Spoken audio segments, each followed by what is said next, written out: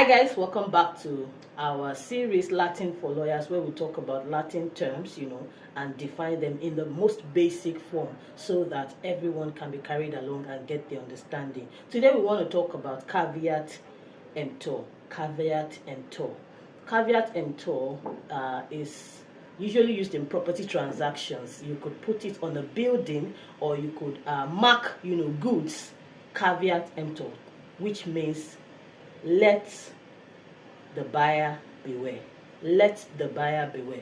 So that notice is to inform whoever wants to purchase in that transaction that make sure you do your due diligence. The seller will not be liable if you've been swindled. We will not be liable if you've been swindled. You could this is usually also used, where a property is not for sale, or where maybe the rightful owners are already hearing rumors that someone is trying to sell the property behind their back or swindle them. You would often see it on buildings where they put caveat emptor. This house is not for sale. Beware of my stepbrother. That's just a joke. But usually they will say, this house is not for sale. Caveat emptor. Caveat emptor. Emptor means the buyer. Caveat is beware. So once a property has been caveated or marked with a caveat, it just means that there's a likelihood of dispute on this property. You should do your due diligence before you purchase it. Or maybe we are flagging it because there's an objection, some form of objection.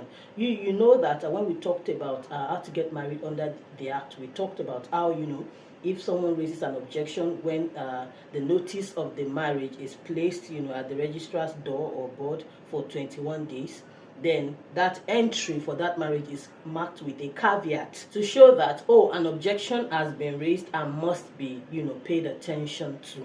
And until that objection is resolved, this transaction, this process cannot go, as it ought until the objection is resolved against or in favor of who raised it or who it was raised against. So caveat emptor is simply buyer beware. So when you see caveat emptor on any, when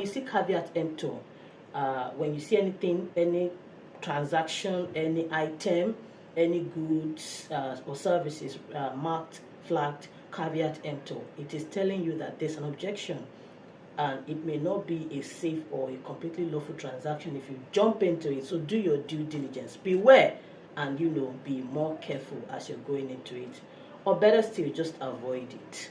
I will see you in my very next episode. Don't forget to subscribe. Toodles.